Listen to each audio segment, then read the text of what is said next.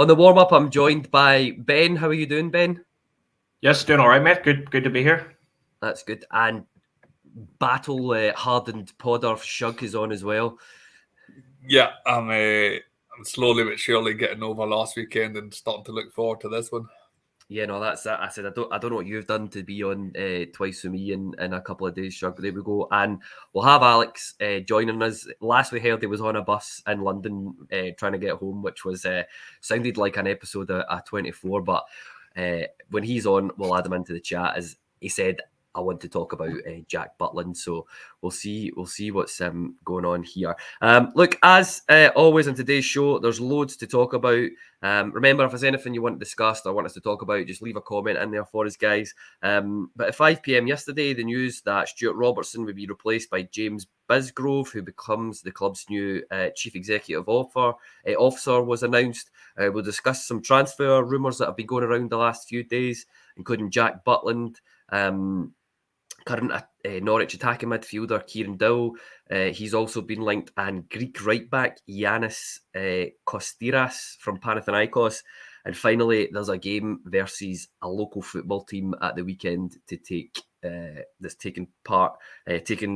are going ahead at Hampden for the semi-final of the Scottish Cup. But as always, we'll do a wee on this day. Well, it's on this yesterday, I suppose. But in 1975, well, this one, Rangers won the league title 35 with John Gregg going around Ibrox on a horse. But I think both of these guys are a bit too young, and that's something I never thought I'd say to remember that. So, Scott Patterson's in the comments. I'm sure he can say something about it. That's fair. Listen, you better be prepared for a cheeky text later on, Shug, my man. Yeah, so Shug, I'll come to you first. In 2009, Rangers defeated St Mirren 3-0 in a Scottish Cup semi-final win with Andres Velička, Boyd, Miller on the score sheet. I remember this game because I know I've said this, he's a bit of a cult hero of mine, Velička. I think this was his third game for Rangers, and I think he'd scored 3 goals in 3 games after coming in on loan from Hearts, and I genuinely thought he was going to be like the next big thing. I was convinced this guy was going to bag about 50 goals for Rangers that season. What was your thoughts at that game? A comfortable win. I remember them days when we won games we should win, and two striking legends in amongst there. Velička did not turn out to be one of them. Try to remember who it was. Was it Ricky Foster we swapped Aberdeen for? Sent Velička up to Aberdeen, and I think we get Foster in return or something. Yes, it was that when he played in those Champions League games. I'm still getting over that, Shug, so thanks for reminding me. Richard Foster, as he likes to go by these days. Yeah. No, he's a media man. Yeah, no, pretty straightforward. Hopefully our next semi-final will be just as straightforward. Yeah, that's that. It's very interesting. Hopefully it will be, but that's something we'll definitely come on to later on. But Ben, I know you're going to take particular delight in this one. So this was yesterday as well, April 25th. Rangers won league title 53 Easter Road, beating Hibs 1-0, courtesy of a Kyle Lafferty goal. There's 2 things I remember from this game, and it was that one side of the pitch where the camera was looking out over was how I think the stand was getting rebuilt, so it was just like a mound of dirt, effectively. And then Lafferty's celebration at the end of that goal as well. What was your memories of that game and that season? And you can talk about Kyle Lafferty, as I'm sure you want to do as well. Yeah, I was just going to say a mound of dirt probably suits Easter Road quite well. But the robot, I could do it for you here, but I'll save the viewers here from that. But yeah, well, it was when Kyle's career was on a great trajectory, and he was doing the business. And having watched him recently playing for Linfield over here, I can assure you that he's not on that same trajectory at the moment, which is a shame. But all things come to an end, and Kyle definitely didn't make the most of the talent that he did have. Mm-hmm. Yeah, 100%. He was a guy that's. Is he still playing? Is he playing for? Yeah, he's playing for Linfield at the minute, but he's about to be released from there. Yeah. Yeah, what an odd career that guy's had. But when he was here, I thought he was. was about to say Rangers legend, but I don't think he's quite in the legendary status. But he certainly scored a good few goals and knew how to wind up the opposition. And in terms of Paul McGarrigle's question, it was the robot. It was one of the worst robots I've ever seen in my life, but it was still pretty good. And Craig Gray jumps in here as well, saying, remember the people doing the conga and fancy dress watching the game in the balcony on the of the flats overlooking the pitch. Yeah, it was a great game. Right, so let's get into it. Let's get into the sort of interesting things that have come out over the last 2 days. Yesterday, there was more boardroom changes that were announced with a statement being issued from the club. It is as follows. Rangers Football Club can today announce Managing Director Stewart Robertson is to depart the club this summer, with Chairman and the board delighted to appoint James Bisgrove as the club's new Chief Executive Officer. Stewart Robertson will depart on July 31st, 2023, having decided to explore new opportunities. Stewart leaves with the best wishes and gratitude as the Chairman of the board for all he's achieved in his time at Ibrox. Stewart Robertson has overseen a transformative period in the club's history in which he has helped to rebuild every facet of the club. Stewart departs his 8-year tenure, having returned to the club to profitability, delivered a historic 55th league title and several strong European campaigns, which culminated in the 2022 Europa League final in Seville and a return to Champions League football. Managing Director Stewart Robertson said, as a lifelong supporter of Rangers, it has been a privilege to hold this post for the past 8 years. I'm very proud of what the supporters, the board, the investors, the players, management, teams and our loyal staff all working together have achieved in that period. I would like to thank everybody for their incredible support, without which it wouldn't have been possible. So, Shug, were you surprised about this? And first of all, how do you reflect on Stewart Robertson's time as at Rangers? It's difficult because when he was appointed, the goal was to achieve 55, and on top of that, we made a Europa League final, but we didn't kick on from there. So it's difficult to judge. Is that because he didn't drive us in the right direction? Is that because the money got reined in from up above? So it's hard to judge exactly what happened. But in terms of achieving 55, we made that. We did it. So I don't know. It seemed a long time for a managing director or CEO, whatever title he was on to go by, to be in charge of the club. So he maybe stayed a little too long. I think if he had left after 55, he would have been hero worshipped. But maybe just, like I say, we'll never know if it was the board had decided that we're not spending money, or if Stewart Robertson thought we can get away with not spending money. So it'll be interesting to see what James Bisgrove's take on it is. Yeah, that's it.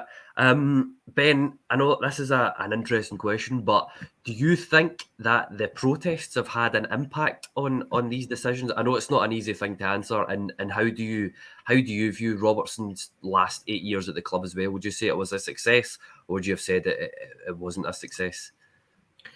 I would imagine, as to the protests, I would say that there has been some sort of impact of that. I think change was going to happen at some point, regardless. That may have brought that to a head maybe a little faster than was to be expected. I don't think the protests are the reason, although it's no coincidence that, you know, the director of football is now gone, protesting about him, chairman as well. So yeah, I do feel like they did have an impact, but I'm not sure that they're totally responsible. I think that the club were going to be making changes, especially given that the chairman, you know, he was going to want to put his own team as such in place. I view it as mixed. I mean, there's no doubt that the club that he came into and where we were and where we are now, we're in a far better place. So credit must go there, I suppose. If you're going to criticize when it goes wrong, then credit must go when things are done right. The latter period of his tenure has not been successful. I feel like many at the club, we built up 55 and stopping the 10 to be this big, huge thing, which of course it was, but it was almost like it was all we had to achieve. And once we did achieve that, I feel like at board level and in quite a lot of the players, we just sort of said, we've done it. stop here. We'll just kind of rest on our laurels. And I think that's where it begins to go downhill from. You need to continually strengthen and continually pursue success from a position of success. So I think the latter period, was very unsuccessful. And I think I welcome the change that's been made. But I think he has certainly done good things for the club as well. And, best wishes to him. Yeah, I think that's a very fair assessment of him there, Ben. I think if you certainly in the last 2 years, it's not been as successful as, or excluding the European run, it's not been as successful as what it could have been. I think the phrase that we've repeatedly heard is, the board are sleeping behind the wheel at times, and I don't know, 8 years is a long time in any job. Never mind at a football club the size of Rangers. So I think it was certainly time for a change. Shug, I'm just going to come to a wee comment that Scott Patterson's put in here. It's refreshing to see the new chairman stamp his authority now, not the summer. Maybe not talking about the Bisgrove appointment, because we'll come on to that, but have you been impressed with the way that Bennett's handled himself, come in so far, and he's made changes? I'm sure we could speculate all day and how, if the fans have actually had an impact in this, but he seems, as Scott said, they're very much to be stamping his authority all over it. Yeah, it's good that he's doing that, but I still would have liked to hear from him. I would have liked to hear from him when he got appointed. I'd like him to come out and did a video and give us an idea of direction ahead. The Ross Wilson change, don't know if that would have happened if it hadn't been for Nottingham Forest. It'll be interesting. I like John Bennett. I like the things he's said in the past and the way he's talked, and I think he will be a good chairman. But like I say, I would like to hear from him. I'd like to hear what his view in the club is over the next few months. Is he replacing Ross Wilson? I don't know if James Bisgrove's wider title as CEO means that we won't be replacing Wilson. I'd just like to hear generally from John Bennett just about genuine things that happen behind the scenes that he can't actually share with us.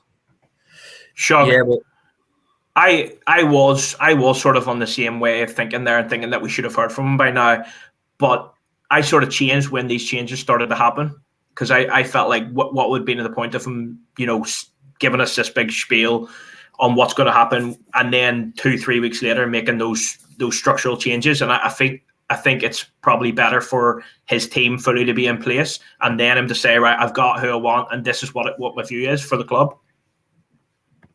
Yes, something will certainly come on to that.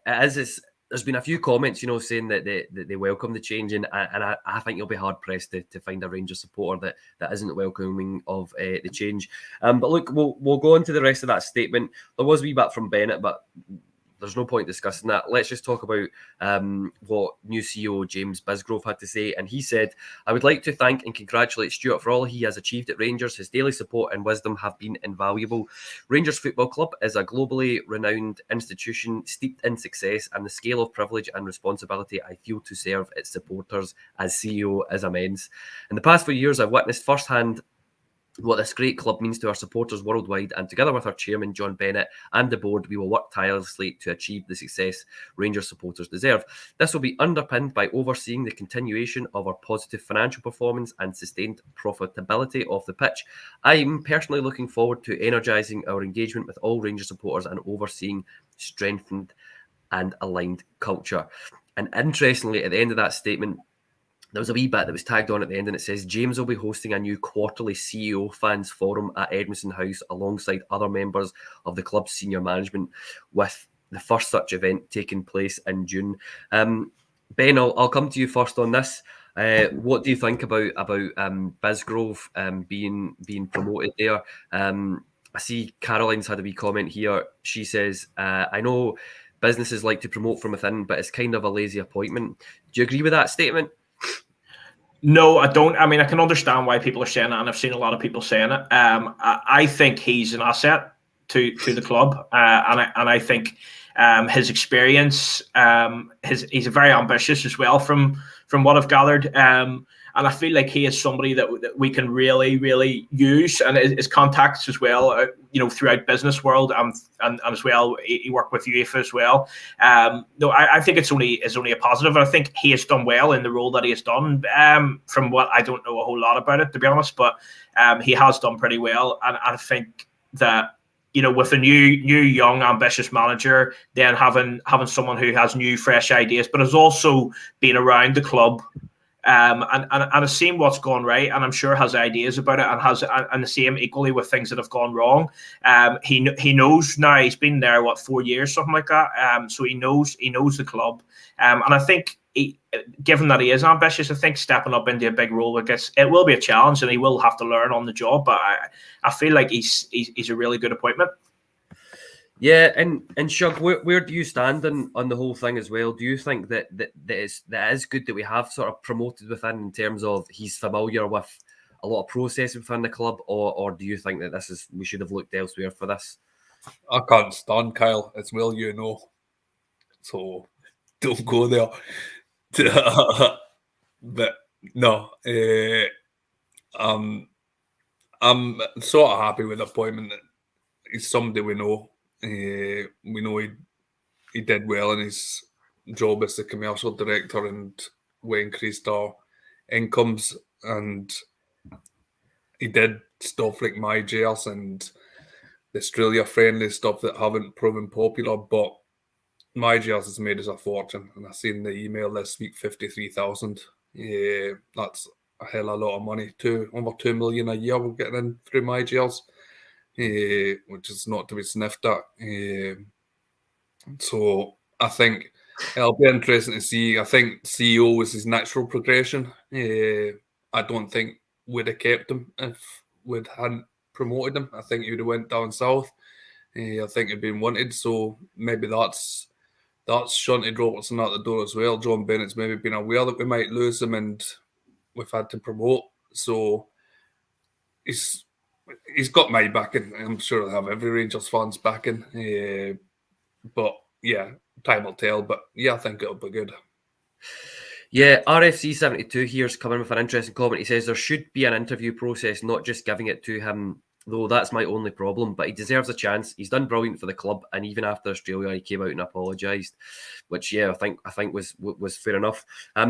Ben, in terms of this CEO quarterly fans forum at Edmondson House, it's certainly something that we as supporters have been crying out for a long time, is a bit of communication from the club in this. What's your thoughts on something like this happening? Is it positive? Oh, definitely. I mean, it is positive. It's something we've been calling for, as you say, and it's a step. I think on top of it, there needs to be more general communication to the fans, but to be able to interact, and it's our club at the end of the day, so we need to be able to hear from it. We need to be able to interact with it. So it's a positive step, as long as it is used in the right way and is a useful exercise. Yeah, that's it. I was going to ask you the same thing, Shug, but I'm guessing you won't be attending many of these then. No, I'm hoping they'll be broadcast, but I'm hoping we'll get them on our TV. Yeah, I don't see me going all the way out my way to something, but no, I'm hoping it's good to see. It's good to see because I mean, people always talk about the money that the Three Bears and everything put into the club, but the general fan putting in best part £1,000 a year, it's the equivalent of I'm saying Dave King, but Douglas Park or John Bennett putting millions in. It's the equivalent of the general fan putting £1,000 in a year. So we're as entitled to know what's going on as anyone, I think. So obviously you can't the top secret stuff, but general things that have happened in the last year or two, I think we should have been spoken to. So again, I think John Bennett will be a driver behind that, because he was always more open in front of the camera than Douglas Park ever was. So I think John Bennett's definitely been a driver behind it. Yeah, definitely. I think Bennett seems like a guy that knows what he's doing. I'm quite happy with the fact that he's come in, been very decisive, is already making the changes. So yeah, we'll see how it all pans out. But largely, I think Rangers supporters are being somewhat positive about it, which is good to see. I'm just going to add Alex into the stream. There he is. How are you doing, Alex? Are you all safe in after your big adventure across London by the sounds of it? Oh, aye. Nightmare. But if you've ever been to London, you know that's, it's a weekday. It just happens to be one day a week I'm actually in office and it ever happens, Yeah. The trains are always running when I'm not using them. No, that's all right. Well, I'm glad you made it, because I'm not joking. You've made it just in time to the topic that you said, Kyle. I want to be talking about this. So, as if we almost planned it, Rangers have been linked with an absolute sleuth of players recently, and tell me it's season ticket renewal time without telling me it's season ticket renewal time. But former goalkeeper there, but goalkeeper Jack Butland, he seems to be the one that's making the sort of headlines at the moment in terms of being heavily linked with us. Let us know what you guys think of this in the comments. But for me, he kind of fits into that Cantwell model, English, talented, out of favour at a couple of high-profile Premier League clubs. He's currently on loan from Manchester United, currently on loan at Man United from Crystal Palace, which is something that you don't see very often. But yeah, Alex, what do you think about a player like Jack Butland? I mean, it goes without saying the goalkeeping position is something that we absolutely need to replace. But where do you stand in being linked with a guy like him? I think I like the idea, obviously, signing a goalkeeper, especially one who's got experience. He's been around England squads. He's right now with a Manchester United squad, but I don't think it should be him. For starters, I don't think he's played enough football in the last 2 years. He's really, he's played less than Martin Dubravka has for Manchester United this season.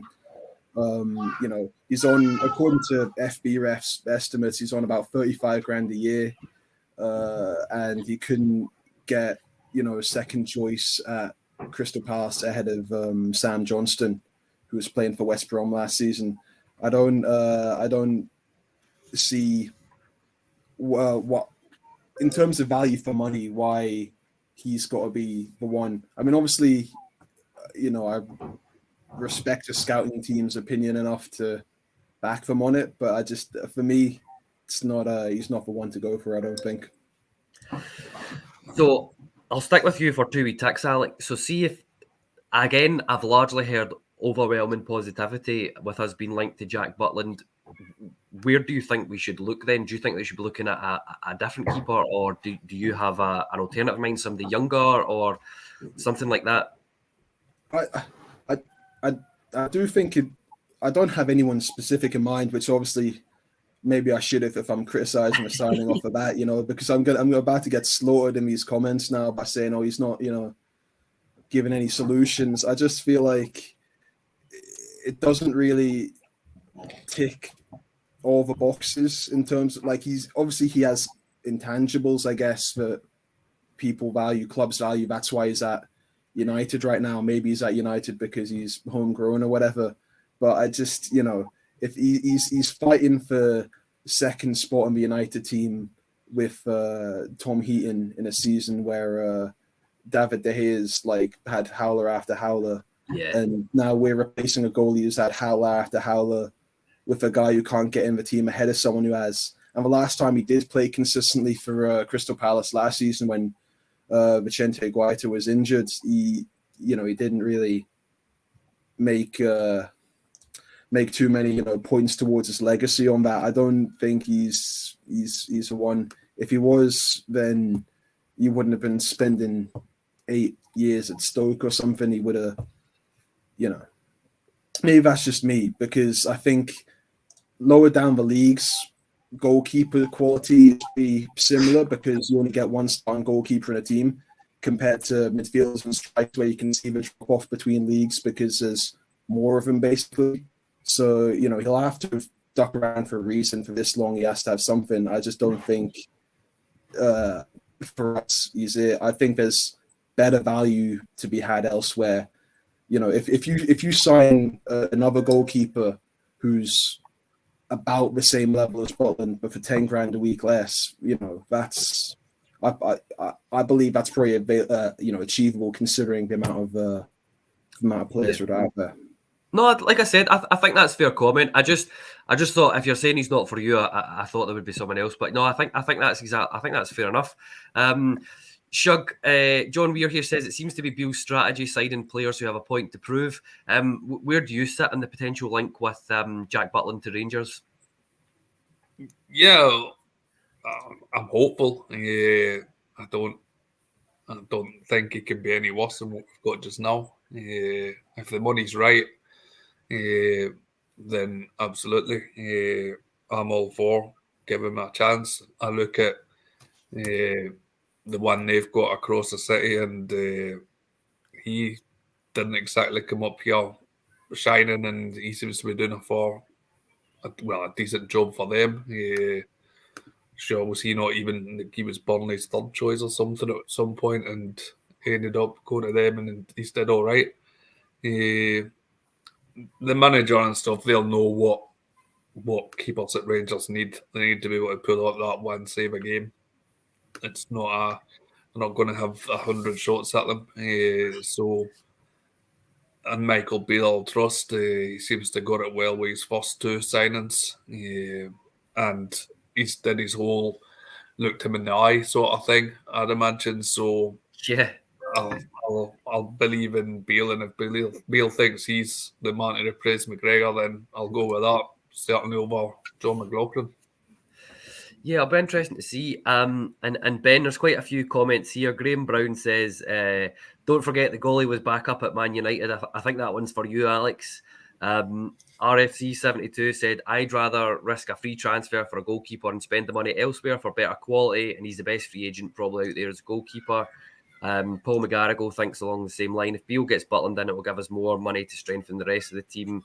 And yeah, so do you agree with those comments? I think the fact that he would be free is absolutely massive. And I think Dave Cornish this parish year steps in and says he's got 9 England caps and certain quality. I'll just ignore the rest of that and until later on.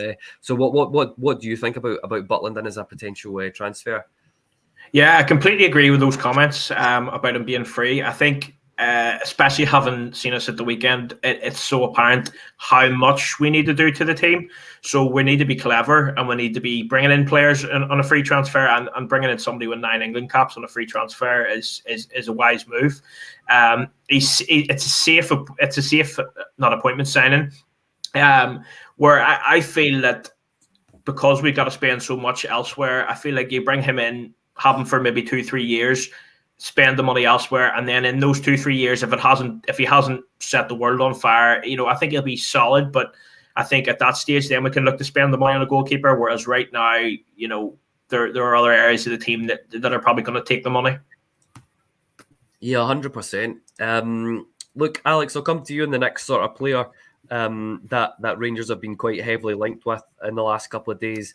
And I was going to say, I suppose this fits into the sort of Cantwell model as well, but I mean, he really does fit into the Cantwell model in terms that he's attacking midfield player from Norwich, and that's Kieran Dowell. The 25-year-old's played for a number of clubs, including Everton, Nottingham Forest, Norwich, and like Butland, he does have a Premier League experience, which I think is important nowadays, especially for selling players on. Well, I don't think I mentioned this, but Butland since 2020, and to your point, Alex, has had no appearances at first team football, which is pretty incredible.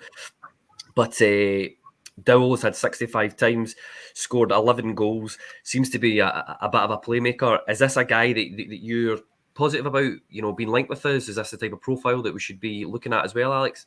Yeah, I'm very more positive on this one. A younger player who's playing consistently. He's played more minutes this season than he has in his last 4 or 5 even. He's played over 1,000 minutes in the championship, and that's everyone knows that's a grueling league to have to play week in, week out. Obviously Norwich have midfield options. They've got other players. We get linked to one of their midfielders every season, and if this guy can get his way in there, obviously he's still only 23.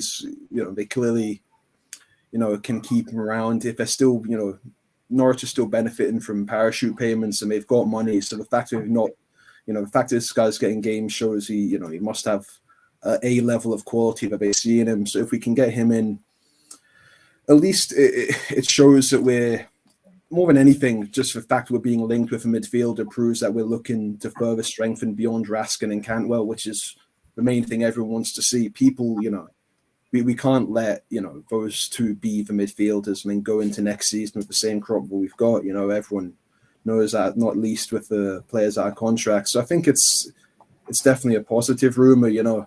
I can't confess to have watched much of him, but, from the looks of it, he seems to have something about him that coaches like, clearly. Yeah, that's it. Shug, I'll come to you next on this wee point. Do you think we're sort of looking at replacements for Stephen Davis and Scott Arfield in this instance? And again, is this the type of player that we should be looking at? Are you excited the fact that we've been linked with somebody from a Premier League club? And I think his current deal runs out at the end of this season as well. So I think we'll be getting him in a free also. What's your thoughts on that? Yeah, I think he sounds like he's more a Scotty Arfield replacement. Yeah, I definitely think it's something. I don't know if he'll be first 11, if Tillman signs or not. But we've got to beef up the quality of the squad. Because right now our first 11's barely good enough. Never mind the players that are coming on. I long for the day that Scott Wright isn't a first choice substitute anymore. I think we've got to create that competition for places and have one another pushing. Giannis Hadji is another one that I wouldn't be surprised if we cash into the wee club in Turkey in the summer. So I think we're going to see quite. I know Beale said that 5 players, but I think it'll be at least double that. By the time we get rid of a whole load of players, Kamara, I think, is going to be going as well. So I think the midfield's pretty much getting tore up and there's going to be a lot of replacements. So a good, solid free transfer with potential. I don't think we can ask for much more. Yeah, that's it. And Ben, I'll finish on you on this. Again, it looks like it is a replacement for Scott Arfield possibly. Are you happy that this is the type of players that we're being linked with? Is this the markets that we should be shopping in, or are you a bit fed up with constantly being linked with English players down in the Championship? No, I'd like to say. I mean, it's to me, it's a good signing. It's a sensible signing, and it's gonna strengthen. When I looked at that bench on Sunday, when we were needing to bring players on, there wasn't much that we were going. Let's bring it on. So a player like that, I don't know an awful lot about him, but I think is another good option. I would like to think that the club are looking all over the place. Beale has a lot of contacts down south, so I'm assuming that. That's why we're so far have been down there for the most part. But then Raskin came from Belgium as well, so we're not solely in that market. I'd like to see us using each and every market that's available to us. Yeah, totally agree with you there. I said it would be interesting, but I think until the end of the transfer window, when it shuts, I think we will be constantly linked with players down there. Look, I'll stick with you, Ben, seeing as you've been last on the sort of last 2 players. I said there's Rangers have been linked with Greek right back Giannis Kotsiras, currently plays for Panathinaikos Athens, to give them their full Sunday name. And he's a Greek international. He's a winger that was sort of converted to a right back, so I'm imagining he's pretty good in the attacking sense. But are you surprised that we've been linked with a right back? And what do you guys think of this in the comments? No, I'm not surprised that we're linked, because I wouldn't be looking to replace Tav right now. I think he should be our starting right back, but he's got absolutely no competition whatsoever, and he needs that to be on the top of his game. Beale obviously doesn't fancy Devine that much, given that he hasn't had any chance even in cup games. And I would imagine Zukowski will be off when he comes back from loan. He'll probably be made permanent wherever back in Poland. So no, I think we need to have 2 quality players in every position, and hopefully that's something Beale thinks as well. Yeah, that's it. And before I ask you the same question, Alex, Curry Muncher steps in here and he said Has Alex been evicted from his dad's man cave? Nah, I have, unfortunately. I'm down in London now. I'm a big smoke. No more Rangers room. It's the London Rangers club for me, I'm afraid. Sneaky plug to them. That's it. I'm sure. Give it a few weeks, and I'm sure you'll have that sorted. I'm sure you'll have your own. In fact, of the Derby game that I'm not going to speak about, I did win a signed Nacho Nova Rangers flag, so that's gonna be getting. In fact, no, because my dad's already requisitioned it for that man cave. So unfortunately, I'm not gonna have too much more time with Nacho's signature, but. Yeah, no, that's it. Look, well, Joe 90 steps in here and he says, not surprised, the vast majority of our goals are fullback leaks. And I know that he's talking about that goal that we've seen over and over again. But is this where we should be looking? Is right back a position that the Rangers need to prioritise at the moment, Alex?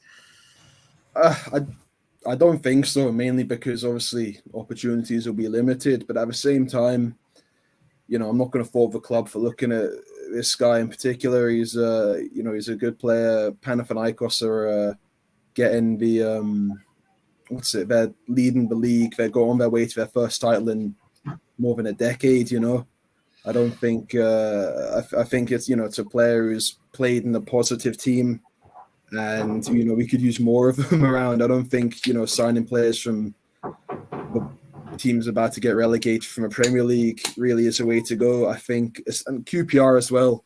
I think the problem with signing players from these teams is that they've spent the whole season playing in a negative team, expecting to get battered. If you sign play, I'd rather sign a player from a top League One with the bottom of the Championship, because if you're a top League One, you've been playing the way we playing on your halfway line, playing attacking the goal every game, the way we should be. And that's it. It's more about, style and mentality than it is about, your reputation, really. Yeah, that's it. And Shug, finally, I'll ask you the exact same question. What's your thoughts on Rangers being linked with a right back? I just find that a bit odd at the moment, given the success that James Tavernier's had. So where do you sit in it all? Are you happy that that's the kind of profile we're looking at? Yeah, I think it's something we've lacked as a right back to actually give proper competition since Nathan Patterson left. Yeah, if he get injured tomorrow, Devine's coming in for Tav, and if Beale's not giving him any minutes whatsoever, he obviously doesn't fancy him.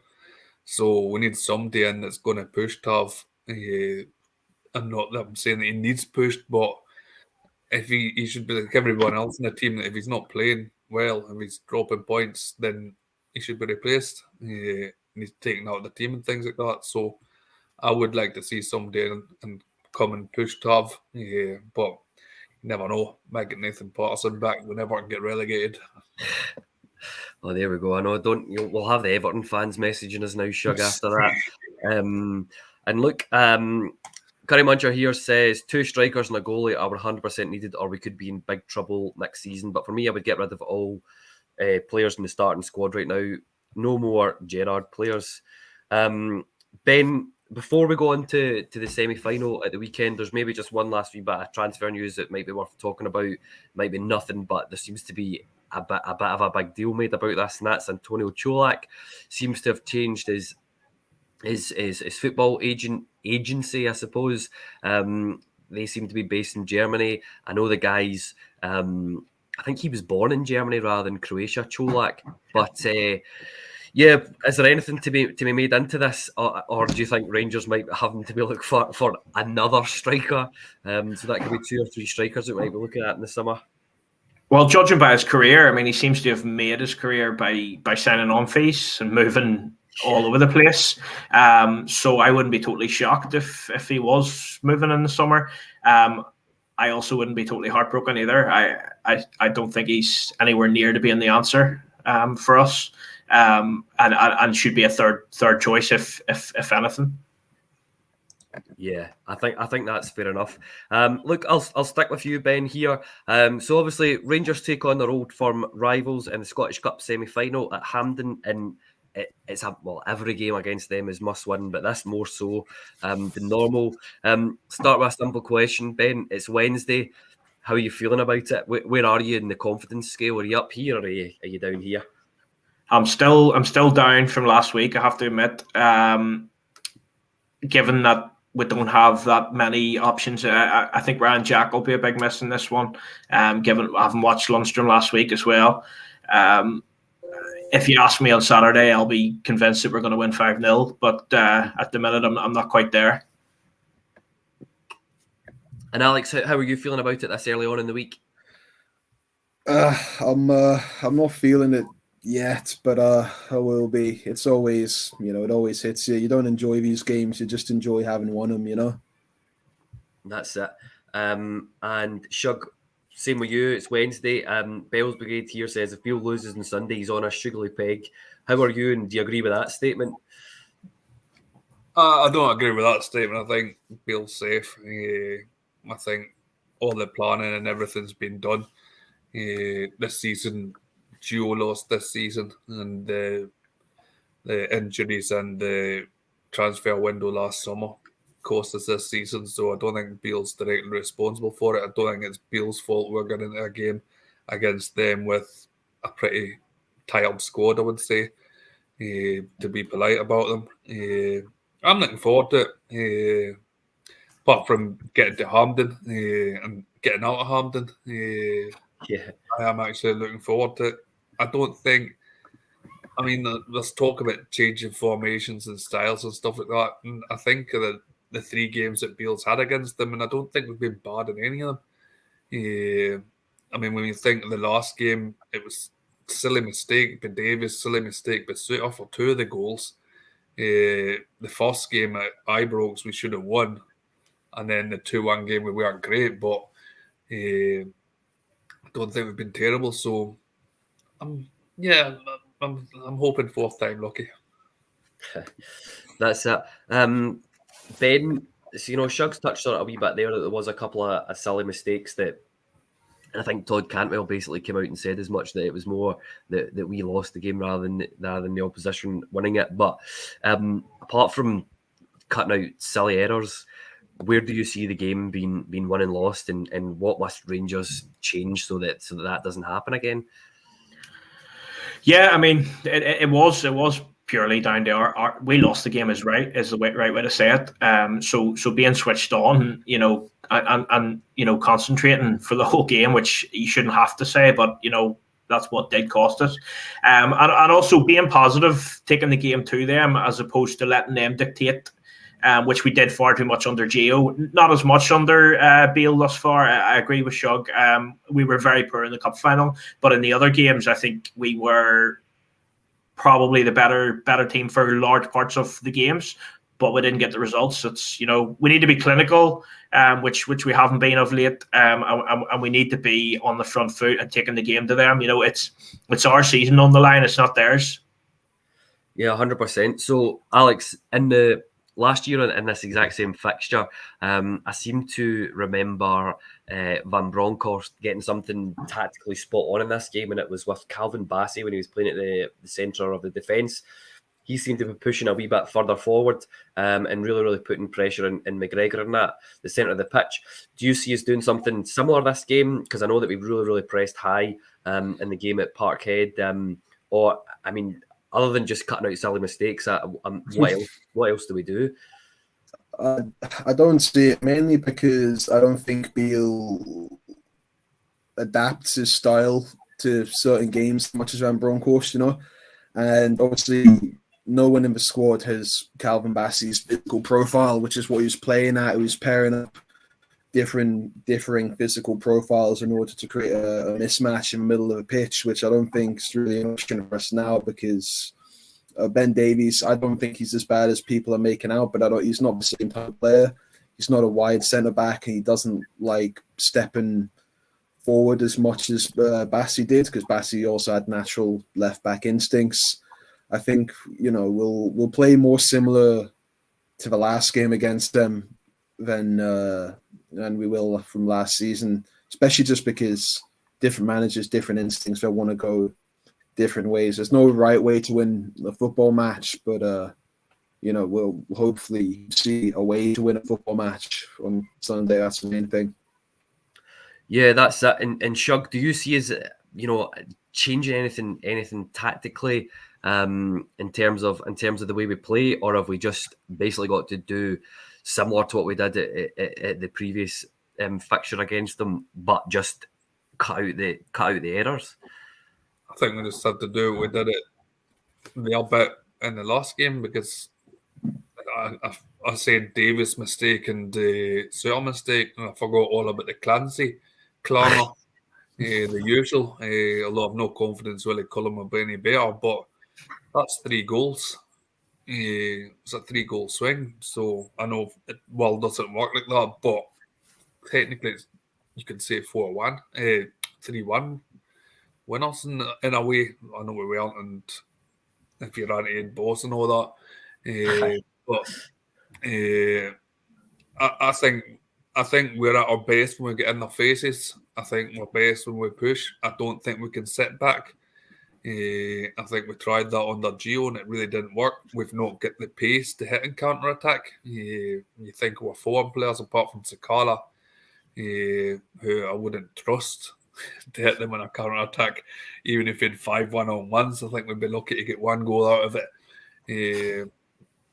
I don't think we've got the pace, so I don't see there being too much difference from the team we had at the weekend. We just need a better performance and, like I say, just get right up in their faces because they don't like it, and it's the best chance we've got, I think. Yes, it's interesting. There's been a couple of comments coming in here in regards to it. I've seen somebody saying, I can't quite find the comment at the moment, but that if Rangers, there we go, here it is. Bell's Brigade, Ben, he said, Beale should do what Motherwell did on Saturday, play 5 at the back and Tillman up top in the Van Veen row. I'll maybe come on to the sort of 3-5 at the back in a wee second, but it's certainly something that's been mentioned, is that we need to play them on the counter a bit more. What's your thoughts on that?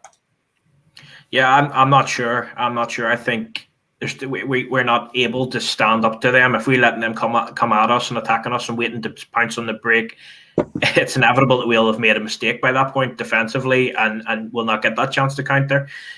So I think, playing them at their own game, being in their faces, and playing at a higher tempo, which I understand some of the comments I agree with, that certain players don't seem up to that at this minute in time, but I think that's our best chance to beat them. Yeah, and Alex, I know you sort of alluded to it as well, Ben Davies. I agree with you. I don't think he has been as bad as what some people have made him out to be, but he's certainly not an imposing centre half like Bassey with that strong physical presence. I think he's a bit more deft than that. But it's the question that I think a few people have been asking for a couple of weeks now, and that is, I think we're maybe expecting Goldson to be fit. What do you do? Would you go to a 3 at the back and have all 3 playing that we've heard loads and loads about, or if it was between 2, are you picking Davies, Goldson, or Goldson and Suter? I disagree with the whole 3 at the back thing. I think everyone just wants it because they don't have it right now. I think a lot of people just assume more defenders on the pitch equals more defending going on, when that's absolutely not what happens. Just because you put more people in defense absolutely does not mean there's going to be, you're going to be more, defensive. We've seen teams in this league scudded with 5 at the back. We've seen teams with scudded with 10 at the back. Why would you change your setup for one game so much in a way that you've not done this season so far, just to try and say, oh well, we've got to play 3 defenders. Why, if 2 defenders didn't work, when how can you say that when it wasn't having 2 defenders on the pitch in the last couple of games that have killed us? It's mistakes that have killed us. If your response to the players making mistakes is just to add more players in those areas it's just baffling to me. I absolutely don't agree with that at all. I'd whoever looks the best in training, I'd play. I think John Lundstrom really impressed in that last game. He's the only one who came with pass marks in the last 2 games he's played. I just, people saying, "Oh yeah, go to 3 at the back for what? How? Okay, you go to 3 at the back. You take a man out of midfield, then what? And then that's a man out of the attack as well later on. So what's you want to play 3 at the back. You want to get on, but you also want to get onto them and track them down all around the pitch and win the midfield battle and swarm them in attack. Well, you want to have rainbows with pots of gold at the end. It's not happening. I don't. You want to have. It's just not. It's a fantasy. Some people are saying. I don't. I'm not really too bothered about who starts between Davies or Suter because I don't think I think they're both well capable to do it. I just don't agree with the idea that we should be chucking the 3 at the back on because people like it in FIFA, and it's like more defenders equals more defending. It just doesn't work. I don't know. It doesn't. The math doesn't add up. I don't think. Yeah, no, I see where you're coming from, but it's for me. I think it was somewhere in the comments. There we go. Bell's Brigade here says 5 at the back allows Tav and Bonner to get forward as well, which I think. But I don't know. I suppose they already playing that high up anyway. But yeah, I can see where you're coming from. Shug, there's quite a few comments in here. Firstly, again, Bell's Brigade says 5 at the back will stop Kyogo getting tap in from 3 yards. No, I don't. Sorry. Like having more people around the box will not stop them also being in the box at the same time. Like it's not, And for the other thing, like if you want Tav and Bourne to get forward, that's right, that's fine. But all you're doing is asking the 3 centre backs to cover more of the pitch in transition than they would be otherwise when they'd have 4 at the back and you'd have 4 men covering basically the whole second half of the pitch. You're increasing the defensive burden on Davies, Suter and Goldson rather than decreasing the burden on Barisic, Goldson, Davies and Tavernier. It's just and again, having more men in the box doesn't stop tap-ins because then no one would ever concede from a corner if you've got your whole squad inside the box to defend the corner. It's just it doesn't work. No, like I said, I think it's born out of frustration from Rangers supporters in terms of we have seen the same goal over and over and over again. And I know this is going against what you said, but I suppose if there's 3 central defenders defending that, there's less chance of it. But yes, I do totally take your point there, Alex. Shug, Paul McGarrigle, and this is an absolute curveball. I've played 3 at the back, Goldson, Suter and King, so no Davies. Ross here said, play Suter next to Goldson, play the most aggressive and physical team available. And Joe 90 says 5 at the back is cowardice and ineffective if not drilled. Where do you sit in this whole debate? Would you have 3 at back, 5 at the back, 4 at the back? What would you do and what combination would you have? 4 at the back every day of the week. 4 at the back. I don't think. I mean, the Kyogo goal last game, the first one, Davis just totally lost him. I mean, that happens whether you get 3 at the back or you get 2 at the back. It was a one-on-one marking job and he slipped Davis, so that happens. But again, that came from that right-hand side where we're seeming to have problems stopping crosses coming in. I think it's more down to how you play Barisic and how you play Tav to stop crosses. But I would go, Goldson obviously comes back in. I've got a feeling they'll go Davies because Goldson and Davies have got that partnership going. And plus Davies is a left-sided centre-half by trade. But I'm definitely not opposed to John Suter playing because he's played really well in my opinion, and I think he can carry the ball out. He can break lines. I think he's a better centre half than Davies, and I think he will be a really good centre half for Rangers if he stays fit. I think he'll be one of the best ones we've had. So I would like to see Suter get that chance, but as I say, I think Beale will go with Davis and Goldson as a tried and tested. Yeah, Ben, Bryzo77 steps in here and he says, need to mark McGregor out the game. Everything goes through him. That's kind of... McGregor. Aye. I threw him, yeah. Well, sorry, actually, that's what I meant to say. Getting back, how many big saves has Al McGregor made in the last few Old Firms? Hardly anything. They've not had that many chances. They're just converting them. So what you saying, Shug, put McLaughlin in goals? Play you in goals.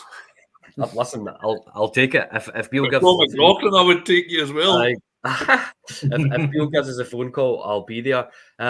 But yeah, in terms of that comment from Bryzo77, Ben, need to mark McGregor out the game. Everything goes through him. That's kind of what I was alluding to earlier on in terms of that Bassey role. Can you see? I think we'll switch from the back, the defence to the midfield. But can you see somebody like Raskin or Lundstrom sort of occupying that role? Yeah, potentially Raskin in there. I think he would do it well. Although I think with him doing that, you lose a lot of his qualities and his movement and his ability to find a pass. If he's more restricted, Lundstrom at this minute in time, I think maybe needs a more simple job to do like that. So yeah, I think that could be effective. I think Hatate is the one. I don't know. I know he's been injured. I don't know if he's. I'm assuming he's fit again. I think he's the one as well that you need to keep an eye on. I think he makes him tick quite a lot. Yeah, and Alex, the Trying Scotsman here says get Cantwell to mark their McGregor, and SB says marked him well last game. Do you think that this is a tactic that we should be adopting in there? I mean, Cantwell's shown his industry over the last few games. I definitely think he's able to play in a deeper role where he's having to face their defence. You know, obviously it depends on whether Tillman and Sakala play and what the setup is. You know, the three men in attack. If Cantwell's being asked to play a bit further forward, then the burden will probably be on Lundstrom. You know, unfortunately, you know, Jack is finished for the season, so it's a dilemma we shouldn't have to have. But it's just I think he, as much as he do well, it depends, you know, obviously how it disrupts the rest of the forwards, because he's instrumental in that final third. So if you're moving him further back, obviously if it disjoints the attack, you might end up losing something. So there's no correct answer. We'll know what the correct answer was after the game, and if we found it, you know. No, that's it. I literally thought you were about to talk yourself into playing a back three there so that Cantwell could push further forward there. No chance. There we go. And Shug, sort of the last sort of aspect of the team is up front in terms of what do you think we'll do up front if Cholak is fit? Do you think we'll play him? Do you think we'll stick with Morelos? I actually seen somebody earlier on suggesting that we should play Tillman up front as a false nine. What's your thoughts on it all? And would you play Tillman out of interest? If I was playing Tillman, I probably would play him up front. Yeah, probably give him a shot. I think Morelos he's shown nothing. Other than getting upset against Aberdeen, he showed next to nothing, and he's being played in the right-hand side half the time. I don't think suits him at all. I would play Cholak. Yeah, I don't think he's the answer. Kemar Roof, that guy might have been the answer if he was ever fit for more than 30 minutes at a time. Yeah.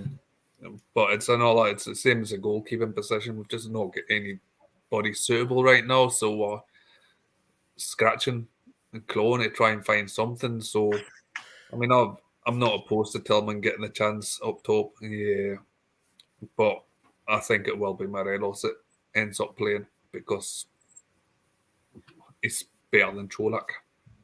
Yeah, and Ben, I'll ask the same question of you. RFC 72 says, not this game. Should have tried Tillman at the false nine at the last Old Firm. Bilko says Tillman could finish, so I'm assuming they're wanting him up front as well. Who would you have up front? It's Morelos for me. I agree with he's producing very little. He did score against him in the last game is my only thinking.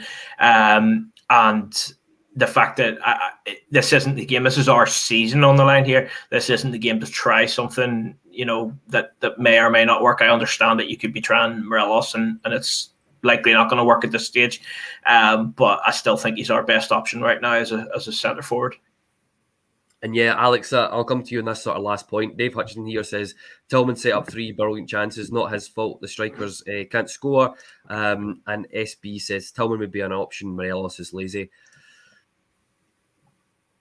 Yeah, who would you have up front, Alex? Morelos. Yeah, the old firm isn't the time to suddenly play a guy who's either been playing number 10 or right wing or like the left side of number 8 all season. Suddenly be like, okay, you're going up top and you're going one-on-one at Cameron Carter-Vickers for 90 minutes. Good luck. You know, you've never played there before, but you'll be fine. You know, you have better luck playing Robbie Eure up front or Zach Lovelace. You know, it's not the way to go for me. Morelos, he's fat. He's lazy. This and that, and he's off, whatever. He's the one fit striker who I can play with the ball at his feet. He's, you know, it's not going to be not him. Tillman won't play at striker. Yeah, no, that's it. It's in the comments, so I'm always like to be dictated by what people are talking about in the comments. The last wee point here says Alpha needs to step up and start bullying players again, especially Starfeld, and I agree with that. He seems to be a guy that's been mentioned quite a few times in terms of targeting him. Look, that's us just about the hour mark. So before we go, Shug, I'll get a wee score prediction off of you and the guys. I'll go 3-2 Rangers. Oh, that's it. I'll take that. And Ben? 4-3 on penalties. Oh, my heart's not going to hurt it. I hate penalties enough as it is. And Alex? 2-1 after extra time to the famous. Yeah, I'm thinking along the same lines as you. I think it'll be similar to last year. But listen, just want to say thanks everybody for watching and joining in. As always, saw there was a few new faces in the comments. Good to interact with you as always. Just remember, let us know who you think will start in that Old Firm game. And any comments, just fire them in there on the YouTube video. But listen, thanks everybody for watching and tuning in. And we'll see you again. There's a show coming on Friday, and obviously we'll have the post-match on Sunday as well. Take care, everybody, and thanks for watching.